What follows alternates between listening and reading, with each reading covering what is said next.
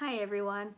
I'm here today to talk about a book that you might be able to tell from the title I didn't enjoy very much. As you watch this video today, just try to remember that I am a human being just trying to help my fellow human beings because they might be thinking about starting a beautifully foolish endeavor in trying to read this book series because a sequel just came out.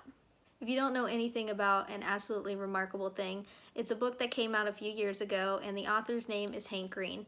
And Hank Green is actually a YouTuber here. He also does a bunch of other things, kind of like a jack of all trades, but honestly, I've never watched any of his content or anything he's done, so it didn't really compel me to read this book. However, I did pick this book up because I read one of his brother's books, John Green, and the book I read was Paper Towns, and surprisingly, I thought it was a pretty decent book. So I thought I could feel comfortable, confident reading this one, knowing that it was made by a YouTube celebrity, but maybe it would be alright. I also felt a little bit more confident about this one just because I've heard a lot of things here on BookTube about this book that gave me confidence that I was going to like it. And at this point, I'm really questioning the taste of some of the people that I watch because of how much I hated this book. Before I get into any more, I will be making two sections of this book, non-spoilers and then later spoilers. So if you continue watching right now, I'm not going to spoil anything, but kind of give my overview of why I think this book isn't something that you should waste your time reading. So if you're like me and you watch a lot of people on BookTube, you might have heard this book described as a book about a YouTuber who makes first contact with aliens. Now, while that does actually happen in this book, I would argue that's not really what this book is about. This book is about the art world, YouTube, social media, fame, and contains a lot of half-baked commentary about all of those subjects. I think that the alien part really takes a backseat to everything else that this book is trying really hard to say, but failing miserably at. You also might have heard that this book is an adult fiction. It's really not. Yes, every character in this book is an adult, but the way that it's written and the dialogue amongst the characters and the catty teenage drama, or I should say teenage style drama, really categorizes this as a YA for me, and I gotta say, I'm really outgrowing the YA stuff, and I did not like this book because it reminded me so much of like a corny, cheesy, quirky YA. So let's talk about the characters next. Our main character is April May, and I have to be honest, as soon as I read the book jacket for what this book was actually about in detail, I was already worried that this was not going to be for me, because the name April May alone kind of set off my I'm not like other girls warning flag, and so it was all downhill from that very first sentence of the book jacket for me. April May as a character is extremely immature. I'll go in later in my spoiler area of this video about why she is so mature, but just trust me, she acts like a 13-year-old child. Unfortunately, most of the other characters don't even make up for all the faults of April May. The only character in this book, in my opinion, that has any value is Maya, who is introduced in the beginning of the book as April's roommate / love interest. Every other character, honestly, in this book either falls flat, is forgettable, or is exactly like April May. This is really a fault of the author because he was either unwilling or unable to create characters that had a different voice from April May, so they all kind of blend together and have the same sarcastic, faux witty, funny, kind of quirky voice. They don't stand apart from each other. Again, with the exception of Maya, she was the only character that was different at all. Speaking of the cringy dialogue in this book, the humor was atrocious. I guess if you are somebody who's obsessed with social media and finds a humor that people repeat over and over to be actually funny, you might enjoy how this book is laid out. But for me, I hated every second of this book trying to be funny, and it was trying way too hard, and I never cracked a smile or laughed a single time. The last big fault of this book, before I get into spoilers, is that nothing got solved. I know this book is part of a trilogy. Like I said, the second book just came out this month, I believe, but absolutely nothing is solved when you reach the end of this book. And in fact, the more you go into the book, the deeper you read, more and more random events and random things keep being added to the story and plot. And it'll be incredible if the author is ever able to tie up all these loose ends and finish all these storylines because it's a bit ridiculous. We are now going to go into the spoiler part of this video. So if you want to actually read this still, I would turn off the video now, see you later, but I'm going to go into what actually happens in this book now. So at the beginning of the book, we are following April May, and she is a recent graduate of art school, and she is working as a graphic designer in New York City. So She's leaving her office late one night and she stumbles upon what she thinks is an art installation in the street. So there's this giant robot statue thing that she finds, can't move it, and she thinks it's an art installation that she just discovered because it wasn't there, I guess, when she went to work. So she calls up her friend Andy, who is somebody who has a YouTube channel that has nothing to do with her, and tells him, we need to film this right now. So April decides that she's going to become the character that discovers this art piece, and they upload the video to YouTube. Now, overnight, the video becomes viral. And because the video is viral, people are realizing that this is not the only statue. They've appeared at various popular cities around the entire world. I think the one positive thing that I can say about this book is that because Hank Green is a YouTube star, I'm sure that the parts about the rise of the fame and all the complications that come with it is probably accurate because he's already been through this himself. So the majority of the first third of the book is April having to deal with her upcoming fame, going on talk shows, making a lot of money and things like that.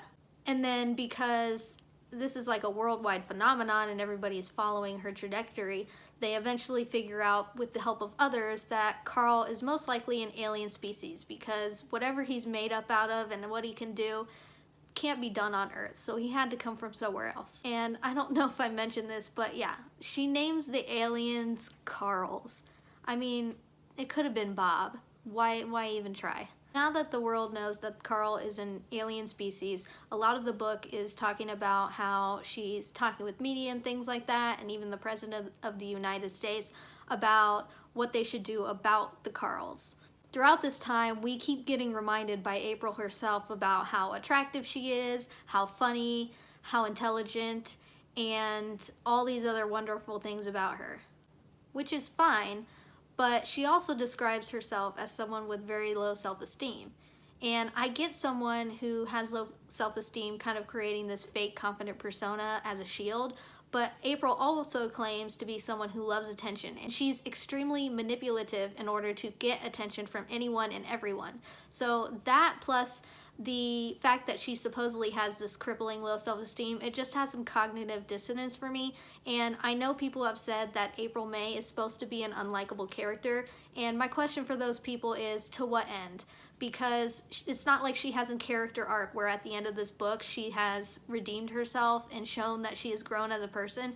We constantly get reminded throughout the story that she's telling this in the future about her past and that now she knows better, but in the terms of this book alone, we don't actually see that happen in real time.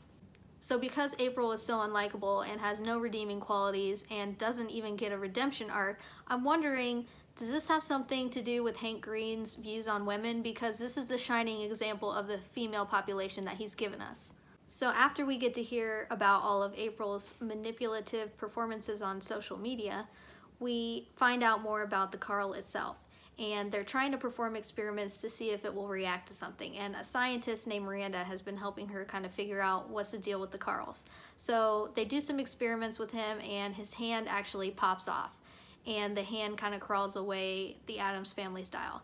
Now, at this point, this is when I originally DNF'd this book because so many random things were happening that was just stupid at that point, and so I gave up. But later I decided to put myself through misery and actually finish this book so I could make this video. Carl's hand has disappeared, no one knows where it is, and they don't know why it left. At the same time, a so-called rival comes up named Peter, who is in opposition to April's beliefs about the Carls. So during all her social media stunts, she's been trying to say that the Carls are benevolent, they want to see human beings working together, and that's why they're not really giving a lot of information about what's happening, because they want to see the world come together and humans help each other to help solve the mystery of the Carls.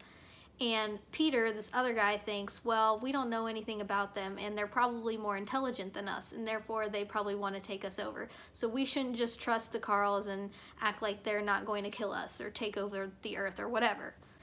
Now this whole rivalry between April and Peter really didn't need to be in this book at all. He appears for like this middle portion where not a whole lot else is going on, so he's probably just filler, and then later some things happen, but they're not really directly related to him. They kind of reference him a little bit.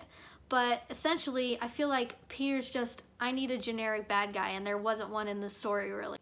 And of course, We don't hear a whole lot from his perspective. They have like a really short debate that's transcribed in the book, but Peter's really vague about his desires and beliefs, and for some reason they give him conservative ideals because, you know, anyone who doesn't agree with you must be a conservative and a horrible human being, right? So after the whole Peter debacle, we get into the section of the book where we're learning about a dream sequence that everybody starts having, that they think the Carl's implanted in everyone's mind. So when people go to sleep, they see this sequence of dreams where they solve puzzles, basically. I won't go into more detail than that.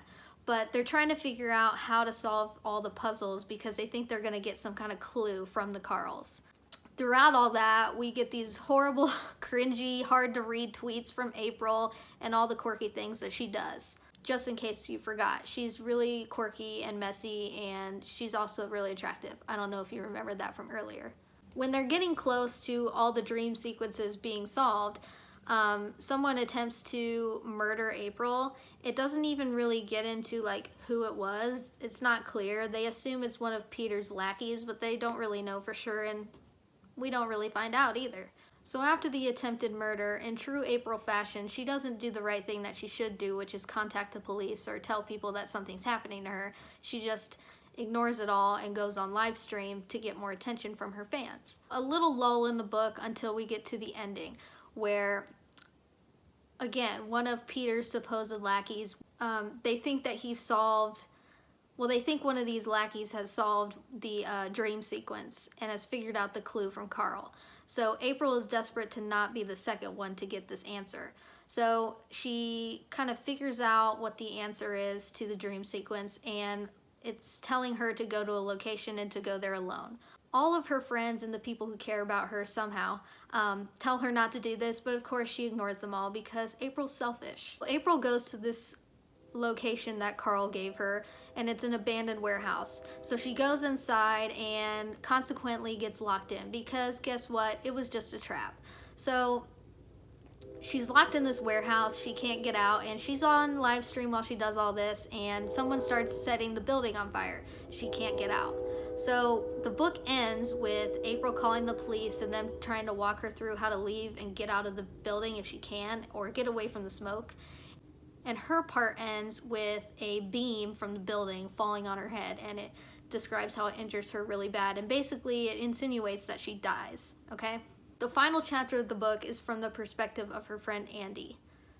And Andy is telling us how April is a martyr and she has passed away now, and they're trying to deal with the aftermath because the Carl stuff has not really been figured out, but now April's not there to be like the Hunger Games Mockingjay-esque symbol for the Carls. And that's the end. Now it's heavily insinuated just by the way that this book is written from the very beginning that April is not actually dead. So I'm assuming that in book 2 we find out that the Carls have deemed her our special snowflake and she gets revived and is no longer human anymore, is basically what I've gotten from what I've read in this one. Would I recommend this to you? No. My overall thoughts on this book are, if it weren't for the fact that Hank Green already had YouTube fame, I don't think that this book would be as well liked as it is. I think we need to remember that even if we really like someone as a person, and even if they're famous, we shouldn't just give them a pass to make a not up to par product, I guess I should say, which is a little bit ironic because this book kind of delves into, I think I said at the beginning, some half-baked commentary about things like social media fame. And it even mentions something like this, that once you get to a certain tier of fame, you can just get away with whatever you want. I guess including writing really bad books. So I guess that's it for me today. You can give this video a like if you're feeling generous. If you'd like to hear more book reviews from me, please subscribe because I'll be coming at you with a September wrap-up in a week or so. So see you later. Bye.